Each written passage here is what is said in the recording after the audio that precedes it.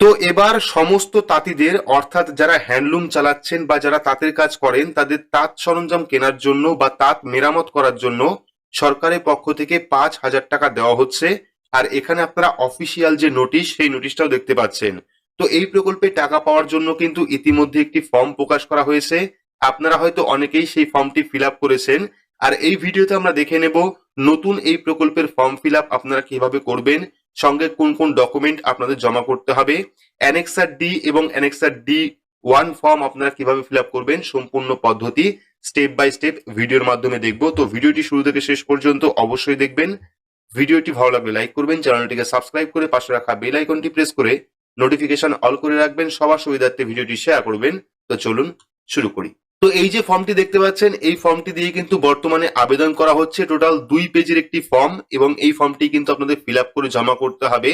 তো এই ফর্মটি আপনারা কিভাবে ফিল আপ করবেন, সঙ্গে কোন কোন ডকুমেন্ট লাগবে, সম্পূর্ণ পদ্ধতি আমরা দেখাচ্ছি। তো ফর্ম ফিল আপের প্রথমে আপনারা পেয়ে যাবেন 1 নম্বরে নেম অফ উইভার। তো এখানে কিন্তু এই যে ফর্মটা দেখতে পাচ্ছেন, এই ফর্মটা কিন্তু আপনাদের ইংলিশে বড় হাতের ফিল আপ করতে হবে, ঠিক আছে। তো প্রথমে 1 নম্বরে রয়েছে নেম অফ উইভার। এবার যিনি তাঁতি, যিনি এই প্রকল্পের জন্য আবেদন করছেন, তার সম্পূর্ণ নাম কিন্তু এখানে বড় হাতে লিখতে হবে, নাম দিয়ে এবং পদবি দিয়ে। সেকেন্ড 2 নম্বরে রয়েছে উইভার্স আইডি কার্ড নাম্বার। এবার কিন্তু আপনার যে ডাব্লু কার্ড, যারা তাঁতি আছেন তাদের প্রত্যেকেরই কিন্তু ডাব্লু কার্ড রয়েছে। তো 2 নম্বরে উইভার্স আইডি কার্ড নাম্বারের জায়গায় আপনার যে ডাব্লু কার্ড, সেই ডাব্লু কার্ডের নাম্বারটা লিখতে হবে। ডাব্লু কার্ডের বাঁ সাইডে নিচে দেখতে পারবেন ডাব্লু কার্ডের নাম্বার রয়েছে, সেই কার্ড নাম্বারটা লিখবেন, শুধুমাত্র কার্ড নাম্বার। লেখার পর 3 নম্বর রয়েছে মোবাইল নাম্বার। তো মোবাইল নাম্বার কিন্তু অবশ্যই দিতে হবে, যে মোবাইল নাম্বারটা চালু রয়েছে সেই মোবাইল নাম্বারটা এখানে লিখবেন। মোবাইল নাম্বার লেখার পর পেয়ে যাবেন 4 নম্বরে অ্যাড্রেস। এইবার আপনার যে অ্যাড্রেস, আপনার বাড়ির যে ঠিকানা, সেই ঠিকানা আপনাকে সম্পূর্ণ লিখতে হবে। ঠিকানা লেখার পর 5 নম্বরে পেয়ে যাবেন আধার নাম্বার। এবার কিন্তু আপনার আধার কার্ড নাম্বার এখানে লিখতে হবে, যিনি আবেদন করছেন তার আধার কার্ড নাম্বার এখানে লিখবেন।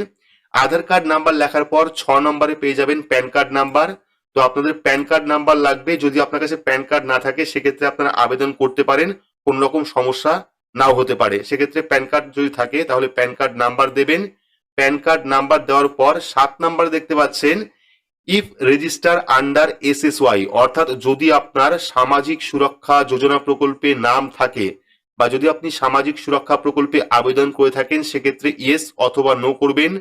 যদি ইয়েস করেন, যদি আপনার সামাজিক সুরক্ষা প্রকল্পে নাম রয়েছে সেক্ষেত্রে কিন্তু সামাজিক সুরক্ষা প্রকল্পের যে রেজিস্ট্রেশন নাম্বার, সেই রেজিস্ট্রেশন নাম্বার লিখতে হবে। যদি আপনার নাম সামাজিক সুরক্ষা প্রকল্পে না থাকে সেক্ষেত্রে নাম্বার না লিখলেও চলবে, তাহলে আপনারা এখানে নো লিখে দেবেন। লিখে দেওয়ার পর 8 নম্বরে পেয়ে যাবেন ব্যাংক অ্যাকাউন্ট নাম্বার। এবার কিন্তু আপনার যে ব্যাংক অ্যাকাউন্ট নাম্বার, সেই ব্যাংক অ্যাকাউন্ট নাম্বার লিখতে হবে। ব্যাংক অ্যাকাউন্ট নাম্বার লেখার পর 9 নম্বরে পেয়ে যাবেন name of the bank with branch. এবার কিন্তু আপনার যে ব্যাংক, অর্থাৎ যে ব্যাংকে আপনার বই রয়েছে, যে ব্যাংকে আপনার অ্যাকাউন্ট রয়েছে, সেই ব্যাংকের নাম লিখতে হবে। পাশাপাশি সেই ব্যাংকের ব্রাঞ্চের নাম কি রয়েছে সেই ব্রাঞ্চের নামও কিন্তু লিখতে হবে। এবার 10 নম্বরে পেয়ে যাবেন আইএফএসসি কোড। ব্যাংকের আইএফএসসি কোড নাম্বার দিতে হবে। তো ব্যাংকের আইএফএসসি কোড নাম্বার কিন্তু আপনারা ব্যাংকের পাসবুকের প্রথম পাতায় অথবা চেকবুকের পাতায় পেয়ে যাবেন। সেক্ষেত্রে ব্যাংকের আইএফএসসি কোড নাম্বারটা লিখে দেবেন, বা চাইলে আপনারা গুগলে গিয়ে সার্চ করবেন, তাহলে কিন্তু আপনারা আইএফএসসি কোড নাম্বারটি পেয়ে যাবেন। তো আইএফএসসি কোড নাম্বার লেখার পর 11 নম্বরে দেখতে পাচ্ছেন অ্যাড্রেস অফ লুম শেড ইউনিট। এইবার আপনার যে তাঁত, সেই তারটি কোথায় রয়েছে বা ইউনিটটি কোথায় রয়েছে তার ঠিকানা দিতে হবে। যদি আপনার বাড়িতে থাকে সেক্ষেত্রে বাড়ির অ্যাড্রেস দেবেন। যদি আপনার অন্য কোথাও কারখানা থাকে সেক্ষেত্রে কিন্তু সেই কারখানার অ্যাড্রেস এখানে লিখবেন। অর্থাৎ এখানে কিন্তু আপনার যে তাঁত রয়েছে সেই তাঁতের ঠিকানা কোথায় রয়েছে সেই ঠিকানা আপনাকে লিখতে হবে। তো এরপর 12 নম্বর অপশন দেখতে পাচ্ছেন নাম্বার অফ লুম ইন অপারেশন, অর্থাৎ বর্তমানে আপনার কতগুলি তাঁত চালু রয়েছে। সেক্ষেত্রে কতগুলি তাঁত চালু রয়েছে সেটা আপনারা লিখবেন, একটা বা দুটো বা তিনটে, সেই সংখ্যাটা লিখবেন। লেখার পর 13 নম্বরে দেখতে পাচ্ছেন টাইপ অফ প্রোডাক্ট, অর্থাৎ বর্তমানে আপনি তাতে কোন প্রোডাক্ট তৈরি করছেন বা কি তৈরি করছেন। শাড়ি হলে শাড়ি লিখতে পারেন, যেমন কটন শাড়ি, সুতোর শাড়ি বা সিল্ক শাড়ি। চাদর হলে চাদর লিখতে পারেন। তো আপনারা যে কাজটি করছেন বা যে প্রোডাক্ট তৈরি করছেন সেই প্রোডাক্টের নাম এখানে লিখে দেবেন, শাড়ি অথবা যা তৈরি করছেন সেটা লিখবেন। লেখার পর 14 নম্বরে পেয়ে যাবেন total production of financial year 2023-2024 as on 31/3/2024।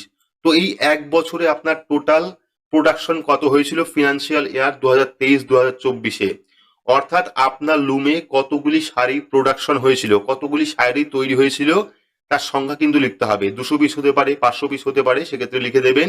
লিখে দেওয়ার পর 15 নম্বর পেয়ে যাবেন total sales turnover of financial year 2023-2024। এবার কিন্তু আপনার লাস্ট ফিনান্সিয়াল ইয়ারে কত টাকা সেল করেছিলেন, আপনি সেই শাড়ি বিক্রি করে কত টাকা সেল করেছিলেন, কত টাকা টার্ন ওভার ছিল সেটা কিন্তু লিখতে হবে। লিখে দেবেন। লেখার পর পেয়ে যাবেন details of repair done for loom shed annexure D. এবার কিন্তু এই যে জায়গাটা 16 নম্বরে, এটা কিন্তু আপনারা সেকেন্ড ফর্মে পেয়ে যাবেন। তো সেকেন্ড ফর্ম কিভাবে ফিল আপ করবেন সেটা দেখাবো। এই জায়গাটা আপনারা আগেই ফিল আপ করবেন না, সেকেন্ড ফর্ম ফিল আপ করার পর কিন্তু এই জায়গাটা আপনারা ফিল আপ করবেন। ফিল আপ করার পর পেয়ে যাবেন 17 নম্বরে অ্যামাউন্ট ক্লেম ইন রুপিস। এবার কিন্তু আপনি কত টাকা ক্লেম করছেন বা কত টাকা সরকারি সাহায্য চাইছেন, কত টাকা আপনি চাইছেন সেই টাকাটি লিখতে হবে। সেই টাকাটি এখানে লিখবেন, 5,000 হতে পারে, 10,000 হতে পারে, সেটা আপনি লিখে দেবেন। লিখে দেওয়ার পর 18 নম্বর পেয়ে যাবেন have you receive any incentive under any state or central government scheme. অর্থাৎ আপনি আগে কোনো সেন্ট্রাল অথবা স্টেট গভর্নমেন্টের কোনো প্রকল্পের টাকা পেয়েছেন কিনা তাঁত শিল্পের মাধ্যমে। যদি পেয়ে থাকেন সেক্ষেত্রে ইয়েস করবেন, না পেয়ে থাকলে নো করে দেবেন। যদি ইয়েস করেন সেক্ষেত্রে প্রকল্পের নাম আপনাকে লিখতে হবে। লেখার পর এখানে শ্রী বা শ্রীমতী আপনার নাম লিখবেন, যিনি আবেদন করছেন তার নাম লিখবেন। লেখার পর সিগনেচার অফ দ্য উইভার। এবার কিন্তু যিনি আবেদন করছেন তার একটা সই অথবা টিপ সই করে দেবেন। করে দেওয়ার পর প্লেস আপনার গ্রামের নাম লিখবেন। এখানে গ্রামের নাম লেখার পর ডেট, আপনি কোন ডেটে ফর্মটি জমা করছেন সেই ডেট এখানে লিখে দেবেন। লিখে দেওয়ার পর পরবর্তী ফর্ম D1 অর্থাৎ অ্যানেক্সার D1 ফর্ম আপনাকে ফিল আপ করতে হবে। তো অ্যানেক্সার D1 ফর্ম আপনারা কিভাবে ফিল আপ করবেন দেখতে পাচ্ছেন, অ্যানেক্সার D1 ফর্ম চলে এসেছে। এবার অ্যানেক্সার D1 ফর্মের প্রথমে রয়েছে নেম অফ দ্য উইভার। প্রথমে কিন্তু আপনার নাম লিখতে হবে, নাম দিয়ে পদবি দিয়ে লিখতে হবে। লেখার পর অ্যাড্রেস, সেকেন্ড আপনার ঠিকানা লিখতে হবে। ঠিকানা লেখার পর নাম্বার অফ লুমস, এবার আপনার কতগুলি তাঁত রয়েছে সেই তাঁতটি লিখতে হবে। একটা হতে পারে, দুটো হতে পারে, তিনটে হতে পারে, সেই তাঁতটি আপনি লিখে দেবেন। এইবার যে মেন জিনিস সেটা দেখতে পাচ্ছেন পার্টিকুলার অফ রিপেয়ার, অর্থাৎ আপনি যে রিপেয়ার করেছেন বা কিছু কিনেছেন তার কিন্তু একটা রসিদ লাগবে, ঠিক আছে। অর্থাৎ যেখান থেকে আপনি কিনেছেন, যে দোকান থেকে আপনি তাঁত সরঞ্জাম কিনেছেন বা রিপেয়ার করার জন্য কিনেছেন, সেই সরঞ্জামের ডিটেলস দিতে হবে। ডিটেলসের প্রথমে কি রয়েছে, সিরিয়াল নাম্বার 1।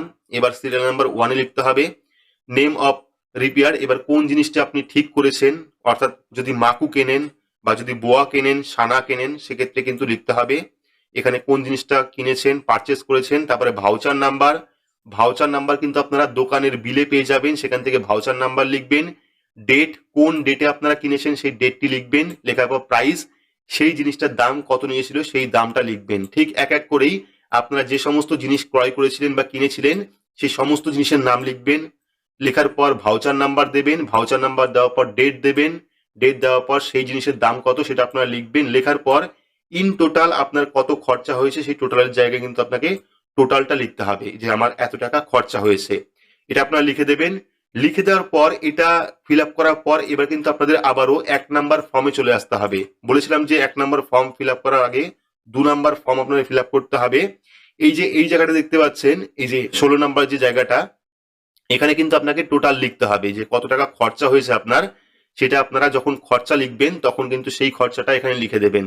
লিখে দেওয়ার পর যাবতীয় যে ডকুমেন্ট রয়েছে, যেমন Aadhaar card, voter card, PAN card, weavers ID card অর্থাৎ ডাব্লু কার্ড, এই সমস্ত ডকুমেন্ট নিয়ে আপনার কিন্তু স্থানীয় ব্লক অফিস বা যেখানে ফর্মটি জমা নিচ্ছে হ্যান্ডলুম অফিস, সেখানে কিন্তু জমা করতে পারেন, ঠিক আছে। এখানে আপনাদের সিগনেচার করতে হবে। টোটাল 2 জায়গায় সিগনেচার রয়েছে, 2 জায়গায় সই রয়েছে, সেই 2 জায়গায় আপনারা সই করে দেবেন। তো সম্পূর্ণ ফর্মটি ফিল আপ করার পর যাবতীয় যে ডকুমেন্ট আপনি জমা করবেন, প্রত্যেকটা ডকুমেন্টের জেরক্স কপির নিচে আপনারা সই করে দেবেন। সই করে কিন্তু স্থানীয় যে হ্যান্ডলুম অফিস বা যেখানে জমা নিচ্ছে সেখানে কিন্তু আপনারা জমা করতে পারেন। তাহলে কিন্তু আপনারা 5,000 টাকা এই প্রকল্পের মাধ্যমে পেতে পারেন। তো আশা করছি সম্পূর্ণ ডিটেলস বোঝাতে পেরেছি, কিভাবে আপনারা উইভার্স যে ফর্ম সেই ফর্মটা ফিল আপ করবেন, কোন কোন ডিটেলস দিতে হবে, কোন কোন ডকুমেন্ট লাগবে। তো ভিডিওটি আপনাদের কেমন লাগলো অবশ্যই কমেন্ট বক্সে কমেন্ট করে জানাবেন।